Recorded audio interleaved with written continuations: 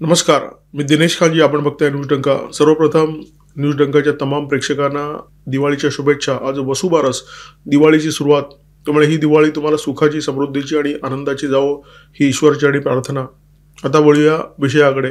2014 मध्ये देशाच्या जनतेने काँग्रेसला नाकारलं, भाजपला सत्ता दिली. सत्तेवरून पायउतार झालेल्या काँग्रेसला असं वाटलं की भाजपवर चिखलफेक करून कदाचित आपण सत्तेवर परत येऊ शकतो आणि त्याच्यामुळे चिखलफेक सुरू झाली. आणि ती जी काही धुळवड आहे, ज्याचं नेतृत्व आज काँग्रेस नेते राहुल गांधी करतायत, ती 2025 पर्यंत थांबलेली दिसत नाहीये. याच्यामध्ये पंतप्रधान नरेंद्र मोदी यांचं तर काही वाकडं झालं नाही, परंतु राहुल गांधी आणि त्यांच्या पक्षाचं तोंड पूर्ण काळवंडलेलं आहे असं चित्र आज जनतेला दिसतंय. काही काळापूर्वी जॉर्ज सोरोस हे राहुल गांधींना मोदींच्या विरोधात कुमक पुरवत होते.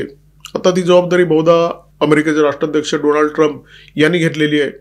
डोनाल्ड ट्रम्प पिंका टाकतात आणि त्याचं तीर्थ म्हणून राहुल गांधी ते स्वतः प्राशन करतात आणि काँग्रेसच्या समर्थकांना सुद्धा वाटताना दिसतात.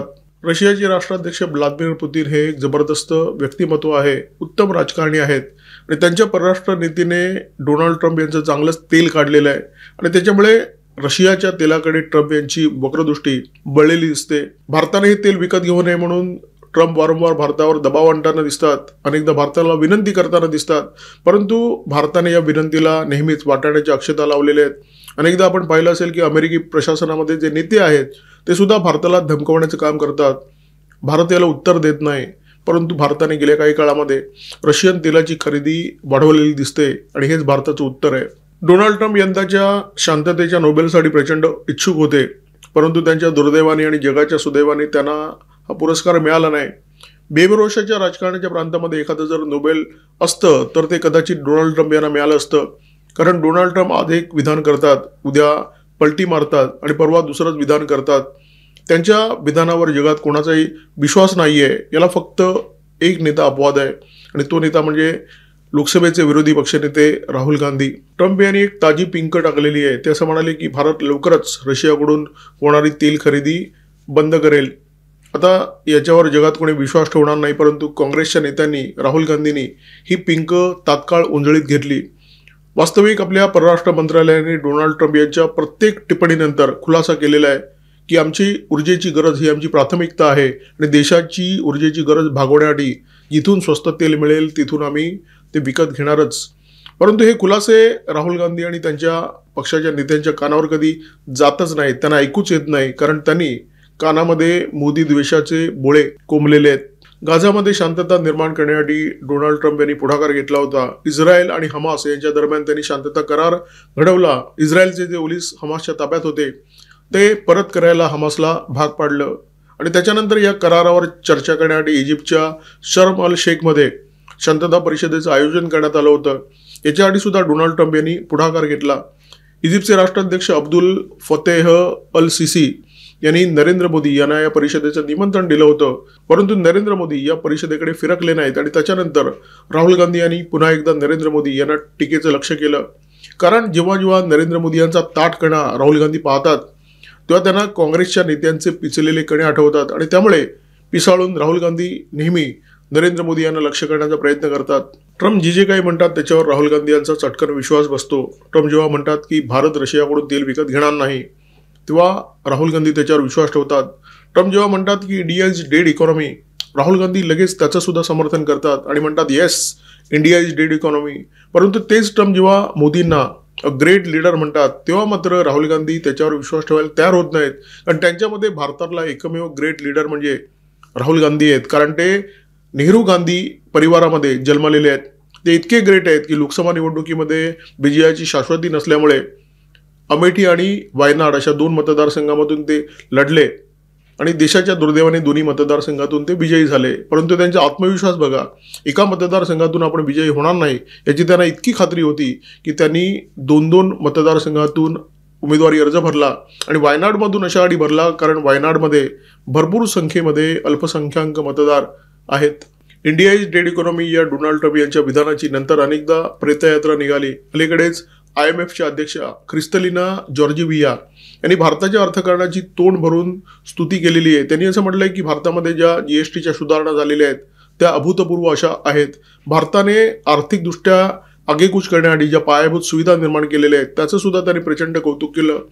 ते असं म्हणाले की भारतामध्ये लोकसंख्या खूप मोठी आहे आणि अशा परिस्थितीमध्ये भारताने प्रत्येक नागरिकाची एक डिजिटल आयडेंटिटी निर्माण करायची आणि त्याची एक बँक तयार करायची, हे जे मिशन घेतलं होतं ते यशस्वी होईल असं कोणालाच वाटलं नव्हतं. परंतु भारताने जगाला खोटं ठरवलेलं आहे. भारतीय अर्थकारणाच्या प्रेमात पडलेले असे अनेक लोक आहेत. वर्ल्ड बँकेचे विद्यमान अध्यक्ष अजय बांगा यांनी असं म्हटलंय की सगळ्यात वेगाने वाढणारी अर्थव्यवस्था हा जो किताब भारताने पटकावलेला आहे तो येत्या काही काळामध्ये सुद्धा कायम राहणार आहे. असे अनेक तज्ज्ञ आहेत जे भारताचे कौतुक करत आहेत आणि त्याच्यामध्ये असेही लोक आहेत जे राहुल गांधी यांचे कट्टर समर्थक आहेत. आपल्या रिझर्व्ह बँकेचे माजी गव्हर्नर रघुराम राजन जे भारत जोडो यात्रेमध्ये राहुल गांधी यांच्या खांद्याला खांदा लावून चालले होते, त्यांना सुद्धा भारताच्या अर्थकारणाचं कौतुक करणं भाग पडतंय.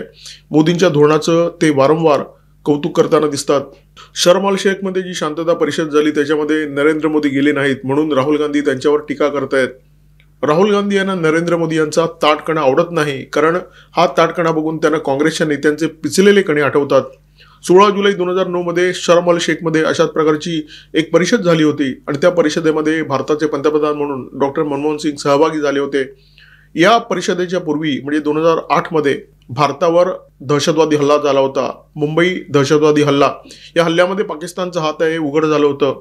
परंतु तरी सुद्धा या परिषदेमध्ये पाकिस्तानच्या पंतप्रधानांची कॉलर पकडणं डॉक्टर मनमोहन सिंग यांना शक्य झालं नाही. या दोन्ही नेत्यांनी एकत्र चर्चा केली आणि या चर्चेनंतर जे प्रसिद्धी पत्रक काढलं होतं त्या प्रसिद्धी पत्रकामध्ये भारताचा बलुचिस्तानमध्ये ज्या दहशतवादी कारवाया होत आहेत त्याच्यामध्ये हात आहे अशी अप्रत्यक्ष कबुली भारताने या स्टेटमेंटच्या माध्यमातून दिली होती. म्हणजे खरं तर 2008 मध्ये भारतावर जो हल्ला झाला, मुंबईवर जो हल्ला झाला, त्या हल्ल्याच्या संदर्भात पाकिस्तानला डॉक्टर मनमोहन सिंग यांनी जोडलं पाहिजे होतं. परंतु बलुचिस्तानमध्ये जे कारवाया होतात त्याच्यामध्ये आमचा हात आहे अशी कबुली देऊन मनमोहन सिंग तिथून परत आले. पिचलेला कणा याला म्हणतात. मुंबईवर हा जो दहशतवादी हल्ला झाला त्याच्यानंतर अमेरिकेच्या सेक्रेटरी ऑफ स्टेट कोंडोलिसा राईस या भारतामध्ये आल्या होत्या आणि भारतातल्या नेत्यांना त्यांनी असं सांगितलं की पाकिस्तानवर हल्ला करू नका आणि भारताला त्यांनी चिडीचूप केलं. भारताला त्यांनी सज्जड दम दिला होता असं आता उघड होत आहे. ज्येष्ठ काँग्रेस नेते आणि तत्कालीन गृहमंत्री पी चिदंबरम यांनी एका मुलाखतीमध्ये अलीकडेच हा उलगडा केलेला आहे. याचा अर्थ अमेरिका तर खूप दूरची गोष्ट आहे, कमकुवत पाकिस्तानच्या समोर सुद्धा त्यावेळी भारताचे नेते झुकायचे, कमरेत वाकायचे आणि तेच काँग्रेसचे नेते आज नरेंद्र मोदी यांना ताठ करण्याचे धडे देत आहेत. नरेंद्र मोदी घाबरले, सरेंडर मोदी अशा प्रकारचा प्रचार करताना दिसत आहेत. काँग्रेसच्या सत्ताकाळामध्ये काँग्रेसचे नेते अमेरिकेच्या समोर कसे सरपटायचे याचं एक उदाहरण नाहीये, खंडीभर उदाहरण आहेत. म्हणजे पी चिदंबरम यांनी जे काही सांगितलं ते अपवादात्मक नाहीये. अनेक काँग्रेस नेत्यांनी अशा प्रकारचे किस्से सांगितले आहेत, असे अनेक गौप्यस्फोट केलेले आहेत. नटवर सिंग हे काँग्रेसचे ज्येष्ठ नेते, काँग्रेसच्या सत्ताकाळामध्ये ते काही काळ परराष्ट्र मंत्री सुद्धा होते. नटवर सिंग यांनी एका मुलाखतीमध्ये जे काही सांगितलं तो अक्षरशः बॉम्ब होता, खूप मोठा गौप्यस्फोट होता. ते असं म्हणाले की डॉक्टर मनमोहन सिंग यांच्या कार्यकाळामध्ये त्यांच्या मंत्रिमंडळामध्ये मंत्री कोण असतील हे अमेरिका ठरवायची.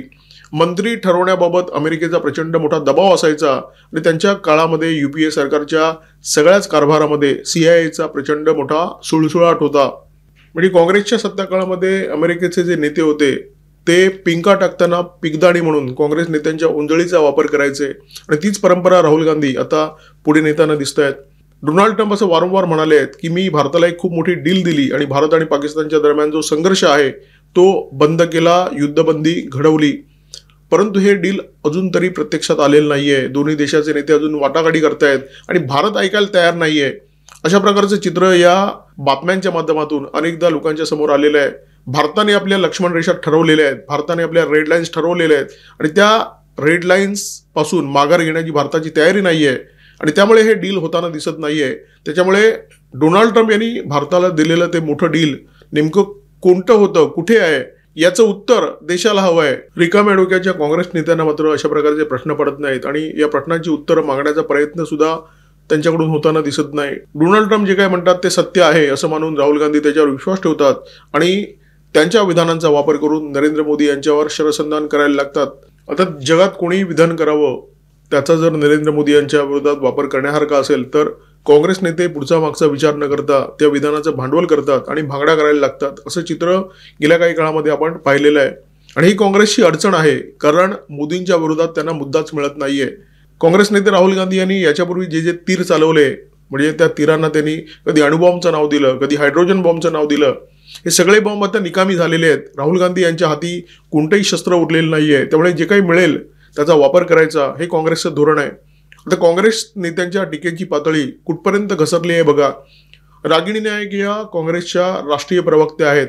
म्हणजे सुप्रिया सिन्हे या तर आहेतच अत्यंत तोंडाळ, तर त्याचीच दुसरी आवृत्ती रागिणी नाईक या बाईंनी त्यांच्या एक्स अकाउंटवर काही दिवसापूर्वी एक पोस्ट अपलोड केली होती. त्याच्यामध्ये नरेंद्र मोदी यांचा अर्धा चेहरा त्यांनी दाखवला होता. हा जो फोटो त्यांनी टाकलाय त्याच्यामध्ये नरेंद्र मोदी यांचे दात लालसर दाखवले आहेत, म्हणजे गुटखा खाऊन होतात त्या प्रकारचे. म्हणजे रागिणी नाईक या पोस्टच्या माध्यमातून असं सांगण्याचा प्रयत्न करतायत की नरेंद्र मोदी तंबाखू आणि गुटखा खातात. वास्तविक मोदी कशासाठी ओळखले जातात?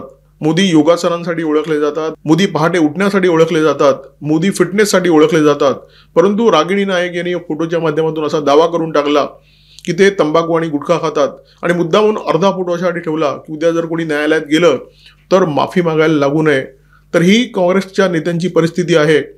बिनबुडाची टीका करायची, सर्रास खोटी टीका करायची आणि अत्यंत हीन पातळीची टीका करायची, कारण काँग्रेसच्या नेत्यांकडे मुद्दाच नाहीये. आणि ज्या पक्षाचं नेतृत्व राहुल गांधी यांच्यासारखा बुद्धिमान नेता करत असेल त्या पक्षाची जर ही परिस्थिती झाली असेल तर त्याच्यामध्ये काही फार आश्चर्य वाटून घेण्याची गरज नाहीये.